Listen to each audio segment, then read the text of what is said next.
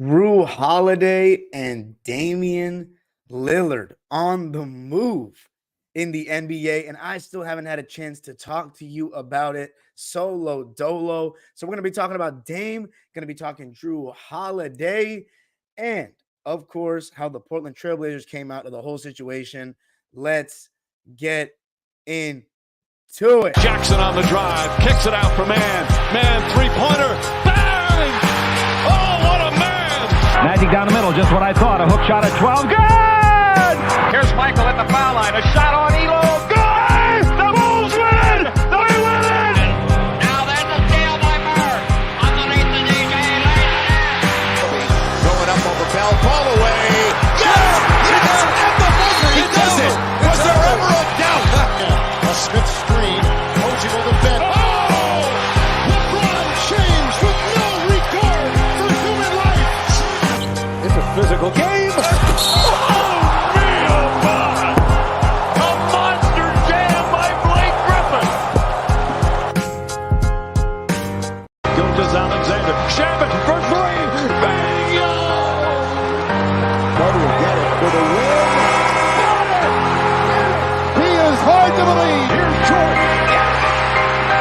The Magic, a 360 turn with the dribble. Magic down the middle, gives underneath to Worthy, slam dunk. Bird in the corner, double fake.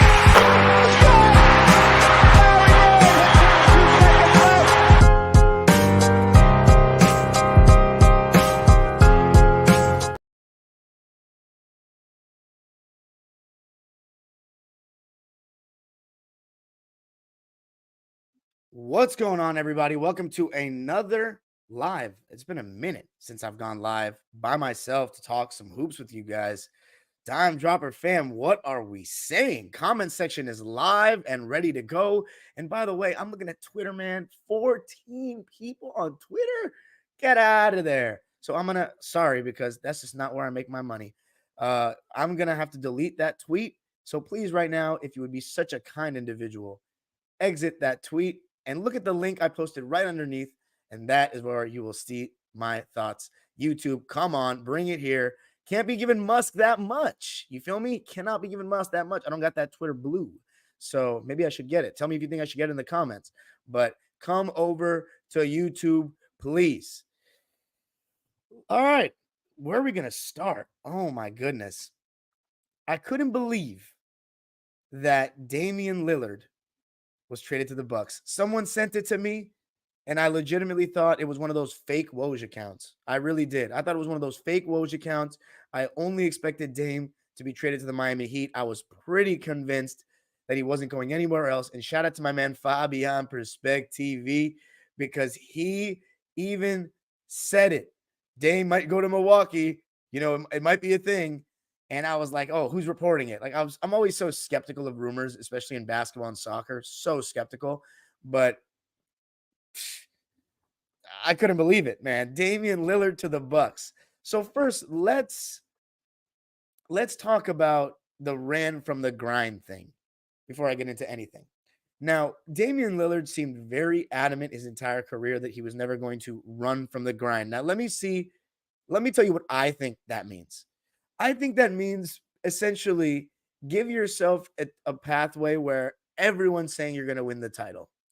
Avoiding that. I think that's what he wanted to avoid. I think ultimately he realized the same thing that Chris Paul realized, that James Harden realized, and that some people just end up realizing, is that they should probably be a second option on a championship team. Now, if he had gone to Miami, he would have been the number one scorer, but it's 1A, 1B as to who's the better player. You can debate that. I go with Jimmy Butler. I think he's more of an all-around player and a much better defender. And in the playoffs, he seems to score just as well, because I feel like as great as Dame is, we forget the series that he completely has flamed out. And I'll talk more about Dame, the basketball player, in just a second. But Damian Lillard, I mean, it's huge news. He realized he needed to be a second option. And I don't think this is a guaranteed title. I think they should have championship or bust expectations, though. But I don't think it's the same way. LeBron and Dwayne Wade teaming up was 2 top 5 players in the league at the time. KD and Steph were 2, in my opinion, of the 3 best players in the league at the time.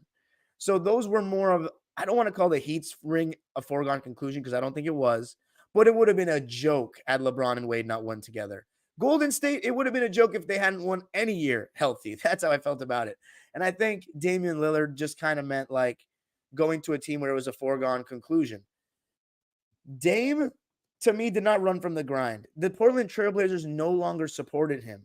They weren't going to get him a guy that was better than him. And I don't think anybody that's a second option, they might have been able to find better second options for him than CJ. I don't think they were going to ever do much more than that conference finals in 2019 with Dame as the best player. How many point guards that are 6'3" and under have won a championship as the best player? The list is very small. And how many of them were the best scorers? Consensus. There's only one, Steph Curry. That's what Damian Lillard is. He's the best scorer on his team, and he is 6'2". You know what teams do? They blitz him in the pick and roll because his game is basically all face-up. He's a guard, right? A lot of it beyond the three-point line. They blitz him on the pick and rolls. I think he's gotten better over the years at making that read over the top and finding, the player in the short roll. But the thing is, those Blazers teammates of his just were not that great of shooters, but they were great defenders, right? Because CJ and him couldn't guard. So they never really had a team that had a serious chance to do anything. But Damian Lillard, the problem was when you saw him play against Steph Curry, when he got rid of the ball, 6'3" and under, my friends, 6'3" and under. But when he got rid of the ball, Steph Curry would relocate, always. Damian Lillard would just stop after he moved the ball. He would make the read, and that was it. He would just stop. And that's what separates Steph Curry from everybody, is his constant movement without the basketball, his back screens, his, he's just a great screener as a guard, period. But the way he's constantly moving, and it's not just on set plays, it's a spontaneous movement. It's a spontaneous movement, his instinctive movement, when he can just read the defender and they're at his mercy and he can go wherever he wants, and he does. But yeah, the list is this: Clyde Frazier, Isaiah Thomas, and Steph Curry. Those are the only three players 6'3" and under that were the best player on a championship team consensus. Because in 1973, Clyde Frazier was the best player on the Knicks for sure. He should have gotten at least one Finals MVP. Isaiah Thomas, we all know, was the leader and the man of the bad boys, and Steph Curry is Steph Curry. Those are the three guys. That's the list. Damian Lillard, to me, is not part of that, and he realized it. So he's going to go now to play with Giannis, who's arguably the best player in the NBA. I did my recent list of my top 10 players. If you're wondering what that was, go check out my video or my latest episode. But I'm going, okay, and yeah, Clyde Frazier might be 6'4", but you get my 6'4" and under. Okay, let's do that. It still doesn't matter how you slice it. 6'4" and under, it's the same. The list is exactly the same. But anyway, by the way, I'm reading the comments. I'm just not showing them on the screen yet because I'm not trying to lose my train of thought. Don't got a what's it called right now, a mod. I still have plans of making some of you guys mods for this upcoming season, but we'll talk about the plans of the upcoming season coming up in another episode. But so my reaction, absolutely great move for Dame, right? Second option with Giannis. You got Middleton as a number 3, instantly a championship contender. If you don't win the championship, I'd be disappointed in you, honestly. Damian Lillard is one of the best scoring point guards to ever play the game. I thought he was on the decline, and then he comes back with the highest scoring season of his career. Now, granted, it was on a shitty team, so I don't know if he's actually still in his prime, but he's in the twilight of it at the worst. And I think he's going to be great. I don't think he's going to lead this team in scoring, but I think it's going to be close. I think he'll be within like 2 points. He is absolutely the closer. He is not the best player, and he knows that. And I think it's a great move for him. It's an absolutely great move for him. He should have championship expectations. It's the first time in his career his team should be expected to win the championship. And look, this is the Kyrie Irving rule, right? Kyrie Irving was the second option to LeBron with a really good third option in Kevin Love, who didn't even play that great in that finals, but he was key in the last game defensively. Chris Middleton is a very solid third option. And then you have you as the second option with a guy that's the best, obviously not as good as LeBron was at his peak, but a top 2 player in the league, top 3 really at the worst, unless you talk to our good friend All Ball, who is extremely low on the Greek Freak. But I think it's going to be amazing. I think when they made that move, I thought, are they favorites to win the East? I think they are. But here's what they're losing: Jrue Holiday. And when I saw that, I was like, man, you mean it makes sense. You got to get something, you got to give some. To get something great, you got to give something great. Jrue Holiday come on, he was awesome. Now, he had his fair share of playoff struggles in terms of shooting the ball. And especially these last 2 years, I think Jrue Holiday was a big reason that they lost. Now, that being said as well, without someone like Jrue Holiday, that series last year against Boston doesn't go 7 games. Jrue Holiday is one of the best perimeter defenders of his generation. He is still fantastic on that end of the floor. He still can create in the pick and roll. He shot 45% on catch and shoot threes last year. As you can tell, and anybody that watches my show consistently knows how big I am on Jrue Holiday. Do I think he's better than Damian Lillard? No, I do not. But I think fit does matter, and there are certain styles and certain guys that's game translates better to playoff basketball. Now, I'm not fully saying that Jrue Holiday's game translates better to playoff basketball than Dame, but Jrue Holiday is a player that can be a huge part of a championship team because when he goes 5 for 18, he can still make a difference by guarding your best player. Yes, this year Jimmy cooked him. I'm on record saying that he cooked him in real time. But Jimmy Butler was killing.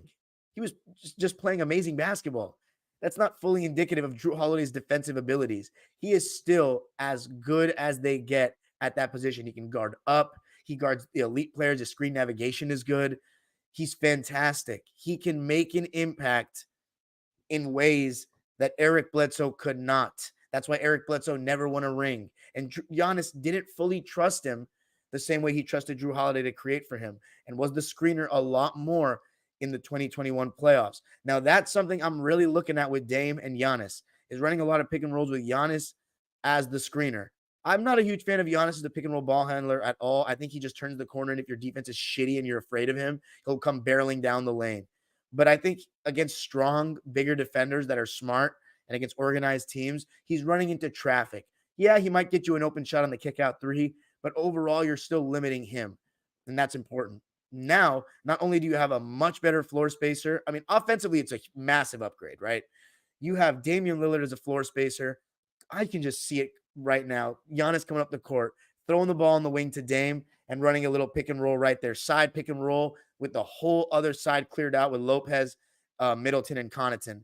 And Dame just dropping off those pocket passes to an open Giannis charging down, rolling to the basket. I could see that being bread and butter for them because you really got to throw two at Dame when he's coming off that screen. You give him an inch of daylight, he's popping that three and it's cash. Now, Chris Middleton, I see a comment from Fish about his production dropping last season. I think Chris Middleton had a really rough season last year in terms of, getting back to full health.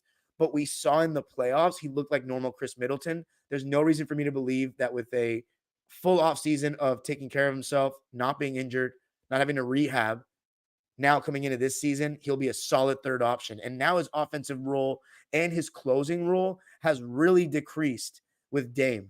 Now, the thing is, defensively, without Jrue Holiday, that's massive. It really is massive. Anyone that wants to ignore that is sleeping. They don't have much on the wing at the point of attack defensively. Pat Connaughton, Jay Crowder, old-ass Jay Crowder, who was pretty non-existent last year in the playoffs. And you got Chris Middleton and Giannis. You want Giannis around the rim, help defense, having him and Lopez on the interior. Having Giannis guard the perimeter, okay, it's good when you have him and Lopez in together, but what about all those other minutes? It's a big loss defensively. It really is. They might have to go make another move because I don't like what they have on the perimeter. Do I think it's still good enough to win the championship? If their offense is so great and Giannis and Brook Lopez shut down the paint so well, and of course Middleton has to be great defensively, Dame has to not be a slouch defensively, then yes, I think they can still win the championship. But it's going to be tough. That's a big loss in my opinion. Yeah, it's much better offensively. I can see, even imagine Giannis setting a little pin down for Dame to come up. Giannis defender takes a step up. Middleton can whip that pass down low to Giannis because the paint is so clean nowadays. If he has the capability of making that pass, that's an easy set. See, I'm not even an NBA coach, and they're going to think of way more elaborate plays. I'm just going off the dome right now. Pin down with Giannis setting the screen for Dame curling. Come on. That's so hard to guard with the rest of the floor cleared. Maybe one guy in the opposite dunker. Oof. there's a lot of possibilities. Now, do I think it's still going to be, it's not going to be some motion movement offense. However, Adrian Griffin is a rookie head coach, so who knows what we're going to see from him. We could see some creativity, but I think it's going to be still a fairly stagnant offense. You'll have some better pick and roll combos because Dame and Giannis together is just so great. But I still think it's going to be a bit take turnsy in the half court. And I still think Giannis is going to have his issues in the half court if he hasn't put in work in terms of his jump shot. But hey, he's been working with Akeem. If his low post game, see, I got another one. Throw it to Giannis in the low post and have Dame one pass away. I mean, come on. It's going to be tough to guard these guys. It's a great move offensively. I just don't know how much they're going to miss with Jrue defensively. I don't like their perimeter options defensively. They lost Wes Matthews too, who was no slouch on that end. Pat Connaughton, I think people think because he's white, he can't guard, but he's actually a pretty decent defender to me.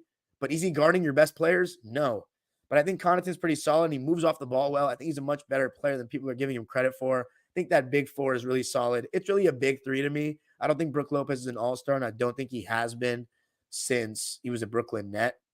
But he's still a very good player that has proven to be one of the best drop defenders in basketball and one of the better rim protectors in the league now. He was never known for his defense in Brooklyn. So I think that's pretty awesome. Hold on one second, guys. Let me turn the light on because I can see the green screen starting to get a little iffy. 30 seconds. Hold on. Ooh. Okay. That's nice. It's real nice. Ooh. But Brook Lopez is still very good. I like that four. I think they're going to be amazing. Now, if you had asked me right after that trade who I think is going to win the East, I would have said Milwaukee. But now, after Boston made that trade for Jrue Holiday, it's back to I don't know. So before I get into the Jrue Holiday thing, I wanted Jrue Holiday on the Clippers badly. We knew he wasn't going to stay in Portland. I wanted Jrue Holiday on the Clippers desperately because even though it's not a seamless fit with Russ, in my opinion, he is still amazing because defensively, he would be able to guard the point of attack. He would have been able to now alleviate pressure off Terrence Mann and defensively and Nico Batum and even Kawhi and Paul. And having Kawhi, Paul, and Jrue would have just been amazing. Would have just been amazing. But a man can dream. The Celtics pulled it off. Brad Stevens went to work. I'm going to get into the Portland side in a bit. I want to touch on Phoenix really quickly. They got Grayson Allen and so that's another player Milwaukee lost. Grayson Allen and Yusuf Nurkic for Ayton. I mean, clearly Ayton was a malcontent and it was time to get him out of there. But, I mean, Yusuf Nurkic, he's a good player. He doesn't stay healthy, though. I don't think he's played 60 games since 2019. Or let me check that. Someone give me a fact check on that. When was the last time Yusuf Nurkic played 60 games in a season? He's not a good defender. I mean, Dame Simons and Yusuf Nurkic on the same team, and we wonder why Portland couldn't guard a chair last year. I don't think that's going to make their defense any better. KD I think is a solid help defender, around the rim because of his size. But Yusuf Nurkic and KD, it's kind of thin. I don't think anyone's really scared of going to the paint with that. I still have questions about who's guarding the point of attack there. I think you're going to see a lot of Josh Okogie and Torrey Craig guarding the point of attack because Beal, Booker, and KD, I mean, I just don't see them guarding that much unless it's on switches. And Booker, I think, has a reputation of being like an ass defender. And ever since Monty Williams has become his coach, and now it's going to be Vogel, who's even more defensive-minded, I think Book's been very solid defensively. Very solid. Not great. Not bad, though. Been very solid. High effort every night. That's all you can ask for. There you go. Thanks, Scam Likely. Said played 72 in 2019. So I was right. 2019, and he wasn't even healthy for the playoffs. And his Cantor was their starting center. So I don't know if I think the trades actually still made Phoenix better, though, because you don't have a malcontent in Ayton. You have a guy that knows he's a role player. Ayton wants to be a star. So he wants to develop as a big. That's why going to Portland is perfect for him. Nurkic, he now plays championship contending basketball. And he's going to get so many easy points. I don't know if he'll average more. You're probably not going to post Nurkic up much unless it's a very favorable matchup or one of the big threes out of the game. But Beal, KD, and Booker, I mean, just having them on the team, they have championship expectations. No question about it. And Grayson Allen is another depth piece. So now they'll have Grayson Allen coming off the bench. They might start him. Who knows? I wouldn't, but they could have him coming off the bench alongside Eric Gordon. So they can go, they're two more athletic, maybe stronger guards. I don't know what they're going to do. They have a lot of players that are around the same level, which can be a little hard for a coach. But one thing's for sure, Frank Vogel is going to try his best to make that defense great, because he's a very good defensive mind, as we saw here in LA and, of course, in Indiana. But the Boston Celtics, as you can see, I'm at TD Garden right now.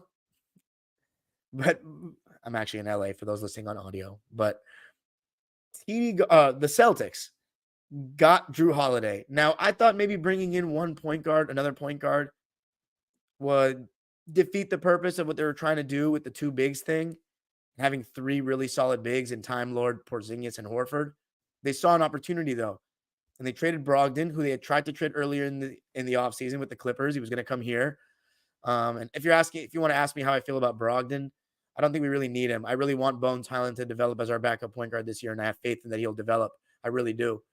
And I saw some things defensively last year in the playoffs that make me think he can be pretty decent on that end. And remember, he's so young. Just because you're not a very good defender in the beginning of your career doesn't mean you can't end up being a decent one. So I have faith in Bones, and I want to give him that faith. So I don't think we need Brogdon. Brogdon's going to Portland. I don't know if he's going to stay there, but I think it's amazing for Boston to get Jrue Holiday. Anytime somebody gets Jrue Holiday, I'm not going to say it's a bad move or they got worse. That's going to be, having two all defensive level guys starting with Derek White and Jrue is amazing. You can't think of a better defensive backcourt in the NBA than that. Then you have Tatum and Jalen, who are no slouches defensively at all. You can switch 1 through 4. And if you have Porzingis out there, you might even switch 1 through 5. And that's going to be their starting lineup. And Al Horford will be coming off the bench in a sixth-man role because they love starting Derek White, and Missoula likes going smaller.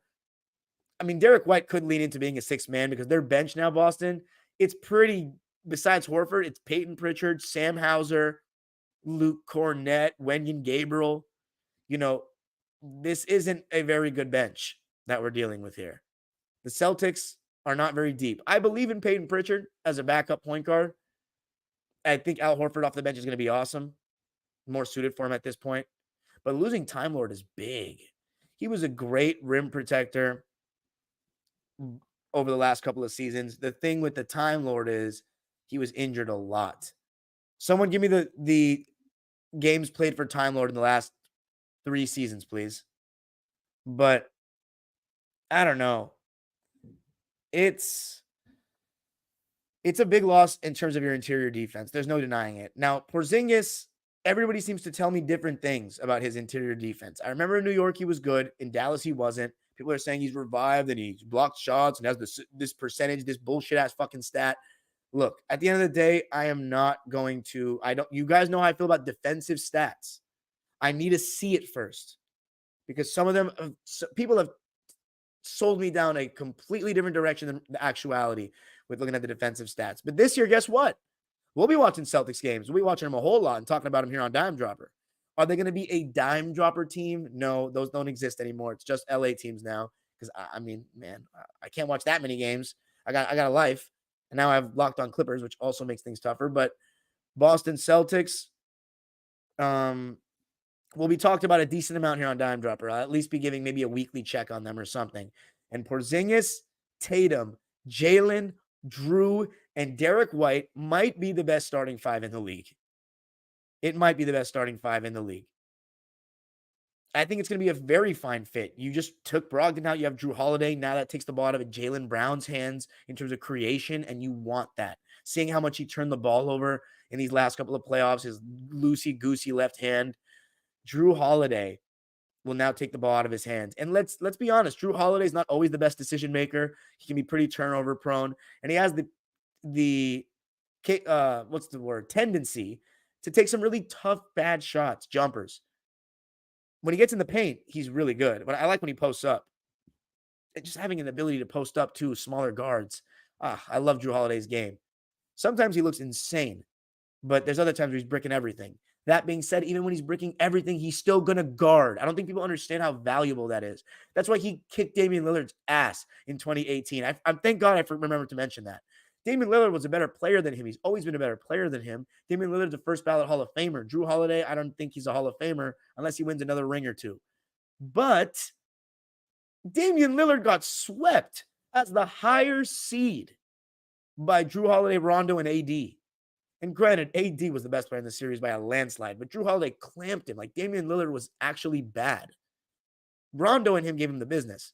So when I say Jrue Holiday's game might translate better to the playoffs, you can make an argument it does because he can guard. And I love that. People that can guard, they win. You feel me? But Dame is still better.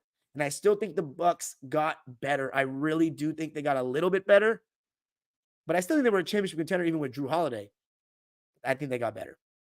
We will see if I'm right on that. Boston, I think they got better too. But how much better, I don't know, because this is the greatest part about this thing, right? I have doubts about both teams' depth. Now, Bobby Portis, great sixth man. Al Horford will be a great sixth man. The other guys, I mean, Cam Payne is a good addition, I think, for the Bucks, replacing Javon Carter. They still have Jay Crowder. Majan Beauchamp. I always think of his name with an Australian accent because of Kane Pittman, who hosts Locked On Bucks. But he's apparently, Bucks fans want him to kind of get more minutes and break out a little bit. I don't know much about his game. Overall, you can see that doesn't sound that great. Then you got the Celtics with Sam Hauser, Peyton Pritchard, Wenyen Gabriel, if you want a third big, Al Horford. It's not that great, right? It's not that great. But the official trade, Celtics sent Rob Williams and Malcolm Brogdon to the Blazers. The Blazers also got a 2024 first-round pick via Golden State and a 2029 first-round pick from the Celtics. So the Celtics in 2029 gave them their first-rounder. If Jason Tatum and Jaylen Brown are still around, that shouldn't be that great of a pick. But so the Portland Trailblazers, in the end, they got a pretty decent haul in the trade. I'm going to read it to you right now. The full return, DeAndre Ayton, Time Lord, Malcolm Brogdon, Toumani Camara, who was, I think, the 52nd pick in this year's draft, a 2029 first-round pick via Milwaukee that's going to Portland unprotected. So no matter where it falls, wherever Milwaukee's first-rounder is in 2029, and who knows if Giannis is there at that point, who knows how good he still will be, that could be a really good pick. 2029 first via Boston, that's also unprotected, which I think was the one I just told you in the Jrue trade. 2024 first, that was originally Golden State's pick. So that's after this season. So that'll probably be like 18th or 19th, something like that. And 2 pick swaps from Milwaukee in 2028 and 2030 that are unprotected. That is a great haul. And you also get 2 young players in the Time Lord and Ayton for the future. In particular, Ayton, who I've always been high on. I think he's a bit soft, but I think he just needs to be empowered. Like a big like that in a non-post-up league that actually has the skill, can turn over either shoulder, has the right-handed jump hook, has a mid-range game. He needs to be fed. You can see the visible frustration. This guy's been the number 1 player his whole high school and college. Like, he was the number 1 pick in the draft. It was him and Book. And I think Chris Paul had moments where he got him involved, especially in the beginning, 2021. But in crunch time, I mean, there were so many games where Ayton would be dominating, and then in the second half, they'd go away from him. The teams would switch everything, and instead of going to Ayton against a mismatch, Chris Paul wants to dance at the top and take that little sidestep to the left 3 ball that he shoots all the time. That he's been shooting since he's with us. You got to feed the big fella, man. You got to make him feel good. And Monty Williams, whatever he was doing, it's very clear from body language and everything we saw that he rubbed him the wrong way. He rubbed him the wrong way. And he had lost interest. He didn't want to be there. And as Ishbia said, everybody wanted to get him out of there. And you see how happy, if you watch any of the social media posts from Portland Trailblazers, you see how happy Ayton was. He's not hiding anything. He's so happy to be there. They're probably going to be the worst team in the West. I'm going to talk about, by the way, I'm not doing any previews or predictions on this episode. I'll talk about that at the end, about my plans for that. But I think they'll be probably the worst team in the West. It's got to be someone. The West is pretty good this year. But Ayton's going to get so many touches, and he's going to get great stats, and him and Scoot Henderson can be a great duo for the future. You got Time Lord there. I don't exactly know where he fits into things, but I think they got a great return for the future. I really do. And the one thing I will say is the way Cronin treated Dame was a little weird in the sense that he just didn't want to give him what he wanted. I don't think that stars demand, when they're on contract, should be demanding only one team to be traded to. I think that's a little bit whack. So you can argue that was running from the grind. I still don't think it was because Miami needed something. I think what he means, if you expected him to just stay in Portland and lose his whole career, like that's not right. I think running from the grind would be not asking out, to be honest. But I think he gave Portland a chance and they weren't going to do anything. And I think this is a good challenge for him. It's a challenge. He should win, but we'll see. It's not a foregone conclusion at all. I say he should win, but I don't know if he should win. Denver and Boston are going to be really good. But in his mind, he should win. If I'm a Bucks fan, I should be thinking we should win. But I think it's more on Giannis than him. I always say it starts at the top. Giannis is the number one option. And just because he's done it before doesn't mean he could do it again. He was struggling these last 2 years in the playoffs. And I know Chris Middleton didn't play, and he was injured in the last year. But mainly this past season, I saw some major issues. And if you want to see what I said, go back to my videos when I said them. The playlist is there on YouTube, 2023 playoffs. But 2022, I'll give him a pass. Middleton was hurt, and they still took it to 7. But, yeah, the Portland Trailblazers made really well. I don't think they're going to be very good next year, but they'll be fun. I'll have my eye on Ayton, see what he does. And I talked about the Phoenix Suns. I don't think it made the Phoenix Suns that much better, but it gave them a little bit where I'm confident they'll probably be a top 3 seed this upcoming season. But I don't think they're going to beat Denver either. But I'll save, again, the predictions for later. The last thing I'll say, let's look at all the deals for Boston, right? Or should I say Milwaukee? DeAndre Ayton, Jrue Holiday, Toumani Camara. And I already said everything. Yeah. So the last question, who do I think is better between the Celtics and the Bucks? Oh, my God. I think it's amazing. And it would be a real shame if these two teams did not meet in the Eastern Conference Finals. It would be a really damn shame. I'm not going to reveal who I think is going to finish higher in the regular season, but I do think there's a team that'll finish higher in the regular season. In the playoffs, I don't know.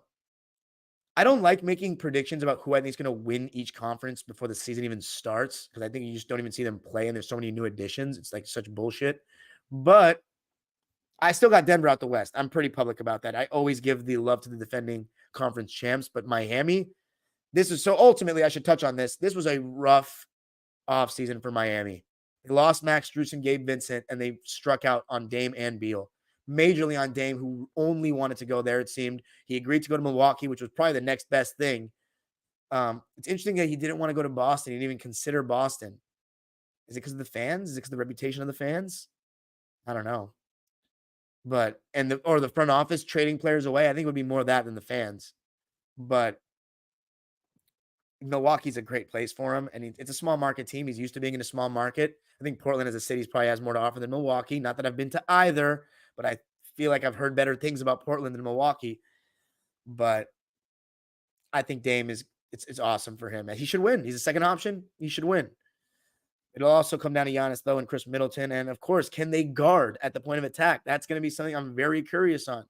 Like, people are saying that, they're just going to funnel everything into Giannis and Brook. That'll work against shitty teams, but against the best, when guys actually have mid-range players and floater games, you got to stay in front of the ball. At the end of the day, you got to stay in front of the ball. As far as Boston, this is what makes this matchup so great. I really want them, by the way, to meet in the Eastern Conference Finals. Miami struck out big. I don't know why. I think they maybe got arrogant for real and thought, oh, he only wants to go to us. It's only a matter of time. And that may be what the Clippers are doing with Harden. And I'm not talking about that more because I've talked about it ad nauseum on the Locked On Clippers. And I already did a video on that, by the way. You can check it out in my most recent lives.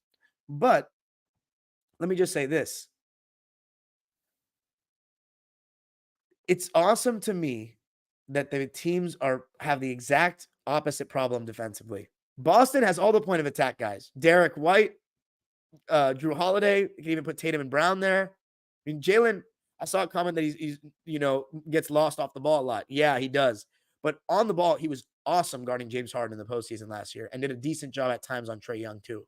So Jaylen Brown still guarding the ball, which I still think is the most important part of a defense. Guarding, can you sit down and guard your opposing number or other good players? And I think Jaylen Brown is still good at that. So the Celtics have the point of attack guys, but they're a little thin up front, down low.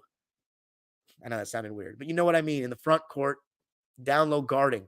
Kristaps Porzingis, I'm really interested to see his rim protection, what kind of presence he's going to be at the rim. Horford, I still think is good, but for his age, I don't think he can just hold down the fort like that. And Wenyen Gabriel is a good third big. I'm happy they got him. He's an energy big that can give you some spot minutes. He spent some time here in Los Angeles with the Clippers and the Lakers, so I've seen him a bit, and I like him. But is that enough? I don't know. Milwaukee, they got the interior defense with Brook Lopez and Giannis, and even Bobby Portis off the bench, but can they guard the point of attack? As of now, I mean, I want to say the Bucks because Giannis is the best player in the series, right? But Tatum is right there. I don't think he's that much worse, honestly, but he is. As of now, he is definitely worse. Tatum would be the second best player. Take Dame over Jaylen. Then you got Jrue Holiday, though. Thing is, Jrue Holiday guarding Dame just totally changes a lot. Now, I think Grant Williams is a great guy for Giannis, but honestly, now that I'm thinking about it, Al Horford and Porzingis and Tatum, and they all buy into that, and even throw Wenyen Gabriel out there for a bit. Kind of like the Celtics matchup. May have to say the Celtics, now that I'm thinking about it. I like the matchup. That's all I got. Let's read the comments before I get off, but I'm done for the audio portion. Thanks so much for listening. Leave a 5-star review on Apple Podcasts if you'd like. Let me know what you thought of the episode. I know it was kind of scrambling all over the place a bit because there was so much I wanted to get to, but let me know if you liked it. Obviously, just me for the first time in a minute, and I don't do enough podcasts solo in the summer, but hey, man, it's coming up soon where I'm going to be having one every single day, so hope you enjoyed. Have a great one. As far as previews for the season, I was thinking about doing one for basically every team, and I still will give my 2 cents on every team before the season, trust me, but the video distribution, I don't know, because I love getting the authentic content creators and fans of those teams to come on and give me insight that I wouldn't otherwise be able to give you. But it's going to be too hard to coordinate all that. And we're less than 30 days away from the season, and there's 30 teams in the league. So may have to release it in some weird way where I talk about several teams per episode. Last season, I just did a full 1 hour where I timestamped it where I talked about every team. I want to do it a little bit differently this season, but I also have a couple of last minute videos I want to release, like some vlogs that I've been having in the drafts. I just want to get out of the way. Like my first Chargers game. If I have any Chargers followers, I went to a Chargers game last year, never posted it. Sat in the Dodger dugout club for the first time. Wanted to show that as well. Wanted to see what that was like. And of course, Dodger postseason coming up. I'm going to be going. Fuck yeah. Go Dodgers. You already know how it is. But yeah, that's it for me. Let me know what you thought. Now I'm going to go to the comments real quick. Live subscribers waiting patiently in the chat. Super chats are got to get turned on in a sec. Peace.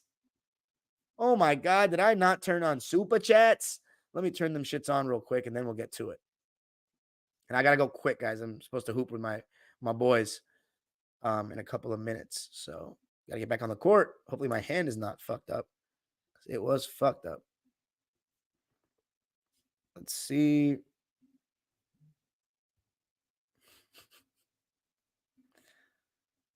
Okay. No, it's not. Let's monetize this bitch. Super chats are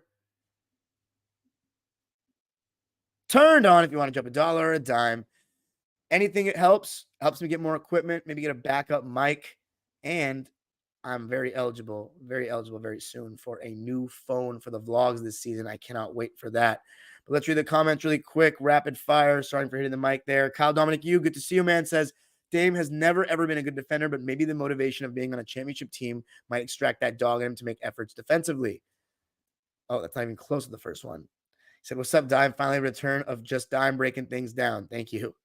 Love the progression of this channel, but Dime, not going to lie, I really prefer these types of videos, like just you breaking things down because it feels like real basketball analysis in the weed. Thanks so much, Kyle. I appreciate it. Makes it stand out from other pods that just feels like debate shows and a bunch of people giving opinions. Feel you on that, man. Daniel Berry says, hey, what's up, Daniel Berry? Thanks for showing so much love recently. I see you and appreciate you. Says, go Lakers. Pull up. What's up, BJ? He says, salute Dime. Salute Pull Up. Go make sure you subscribe to him as well. Doing great work over there. Had the great Steve Kerr on his show and has frequent guests on his show. Kyle says, that's just my preference. Can't control how you want to do your channel. But my two favorite hoop shows is Dime Dropper Lives and Hoops Tonight by Jason Timpf because it's not just opinions, it's real analysis. King Charles says 82-0. Who said that? The old intro is classic. Gilgis Alexander Shannon for 3. Lucas is Dime Dropper fam. What's up, Luca? Probably headed to the park. Kyle says, I don't know if it's just me who loves these type of shows where it's just you. Scam Likely says, get it if you get a lot of impressions. I definitely do, though. You know, I get a lot of traction. Tiger Hood says, let's go, Dime. What's up, Tiger Hoods? Grace J says, I was just in the middle of the Four Horsemen episode. Thanks, Grace J. Yeah, make sure you guys check out the Four Sportsmen every single Sunday. Me, Flea, All Ball, and Fabian, a little coast-to-coast flavor. Every single Sunday from around, it could be anywhere between 2 Pacific time to 7 Pacific time. More like 6, though. Kyle says, my classes thankfully are only face-to-face on Monday and Thursday, so I thankfully can still at least listen to these lives more than I thought I could a few months ago. That's great to hear.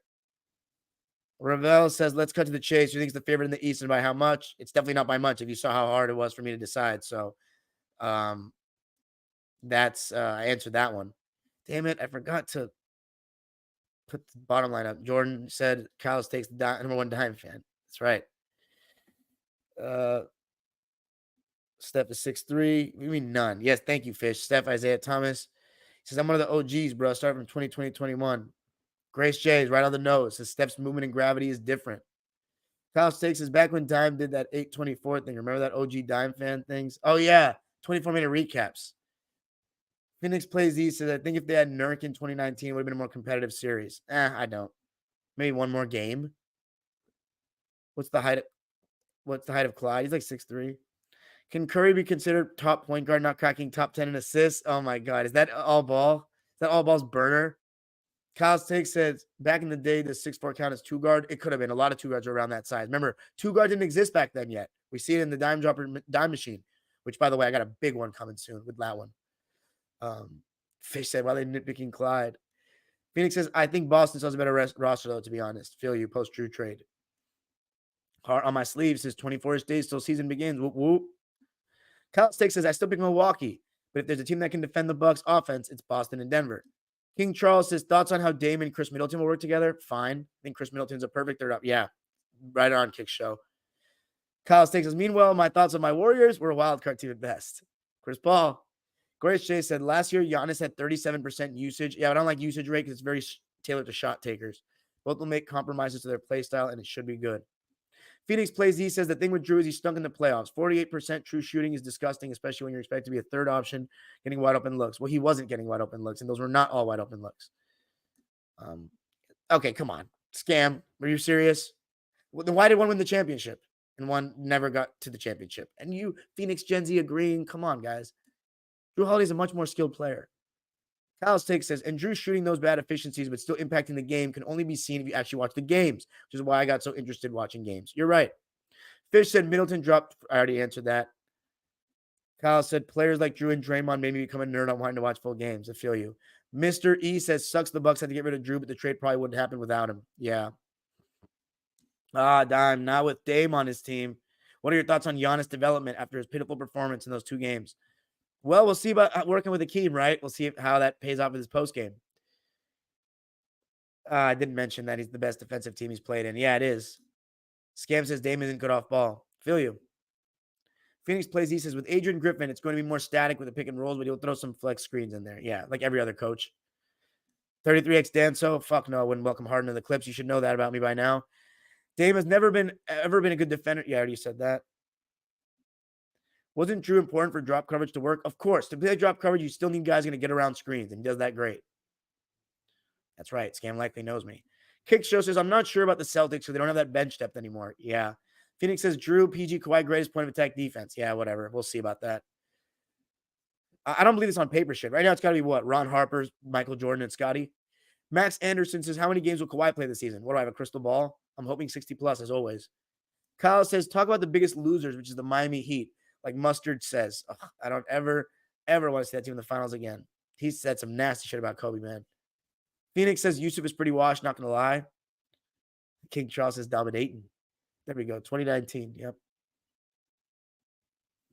Ravel says they should have traded Ayton as soon as they signed him. The whole world knew Ayton didn't want to be there anymore. Yeah, I feel that. Thank you, gentlemen. Grace J said they should have waited till the deadline / midseason to trade Ayton for solid rotation pieces.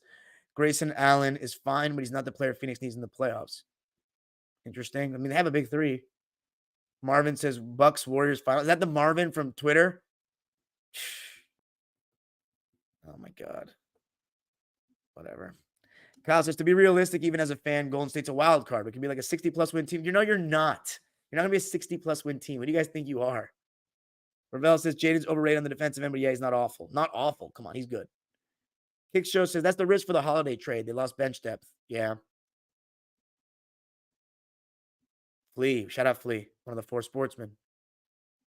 Thank you, Scam35. Dejan Mercia says, Warriors are too small. Suns 5 ain't too shabby, though. LOL. Yeah, who's that 5th guy? I don't like it. I don't like the blend. None of them is a traditional point guard. Book is an improved playmaker. I like the way they score, all of them, but they all score very similarly. A lot of jump shots. They're decent. They're pretty decent without the ball. Good without the ball, actually. And they're great at making quick decisions off the catch in terms of scoring. I love that they don't over dribble. But yeah, I don't think it's that seamless. I think it's going to be very take-turnsy, personally. Kyle's take says, I know there aren't any dime dropper teams, but who are the teams you're going to pay attention to? Great question. Houston, for sure. Boston and Milwaukee, no doubt. Dallas. That's off the top of my head. San Antonio, of course. Golden State. Those are the teams. Those 6 off the top of my head are the ones I'm going to be really paying attention to in the beginning. Everyone else that just is running it back, like Atlanta made small changes. Utah, Philly, I have no interest in watching them at all. Chicago. You can even say that about the Clippers if you're on the outside looking in, but they're my team. Denver, I mean, I know who they are. You know what I mean? New Orleans is just about health. I like New Orleans, but they're lower on the priority list right now. Same with OKC, but they're interesting, New Orleans and OKC. Don't care for Minnesota, same kind of deal there. Sacramento, same kind of deal there. Very fun to watch, though. But those are the 6. Scam, for some reason, just likes Minnesota so much. Dijon says, I just don't see them being able to compete with the Lakers, Nuggets, and Suns. The Bucks and the Warriors, I feel you. The Suns? I'm not that moved by the Suns that much yet. Thoughts on the Sixers? I think they'll still be decent, but they'll be like a lower playoff team, like 4, 5, or 6. Embiid will have another amazing year in the regular season. Maxi's going to take a huge leap. Tobias might have a really good season. Pat Bev will be good for them, but they're whatever. Definitely going to get worse without Harden. He says, we're small, but hey, maybe we can make it work. We were also too small in 2022. Do you remember that game 4 of Portland versus NOLA?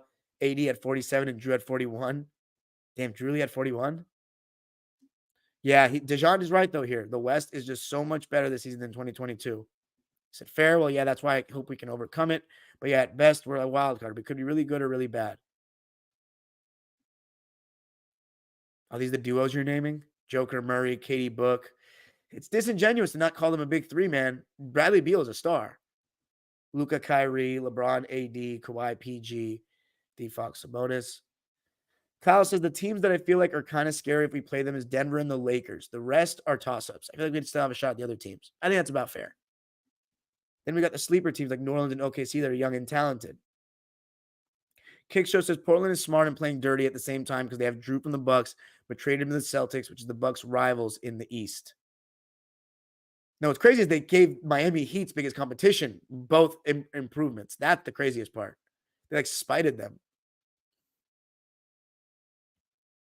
Yeah, and then Jrue playing against Boston in the playoffs, against Milwaukee in the playoffs would be hilarious. I mean, the storylines would be insane. We need that Eastern Conference Finals. And the best way that can happen is if they get the top 2 seeds in the regular season. Matt Ishby actually said they wanted Ayton out. They said it was mutual understanding from everyone. Coaching staff saying that, he needed to move on or something like that. Danny from LA, my life goal is to make Diamond Lakers fan. You're going to be trying your whole life. Dejan likes the Bucks. Appreciate it, Cypher. Oh, Kyle trying to get on camera? He might have to, but I may have to give my boy Gifted Blade the shout out. He already had me on his show. We'll get you for a post game one time, Kyle. I'll give you easy 7 points right now, Dime. Well, we'll see about that. Come to LA, we can play. I'm going to come on the show, the Dime Jumper Reward. Oh, come on, Kyle. We're going to do much more than that in the future. Philippines. Shout out to the Philippines, man. Corey says, I love that people are down the Warriors again. It's hilarious. Y'all gonna learn, bro. Father Time's undefeated. Anyway, that's it for me, guys. Peace out. Make sure to comment on this video, please. Your thoughts on all the moves. Boston or Milwaukee? Who you got? Comment on the video for the algorithms. Peace out, everybody. I'll talk to you soon. Videos coming all week long.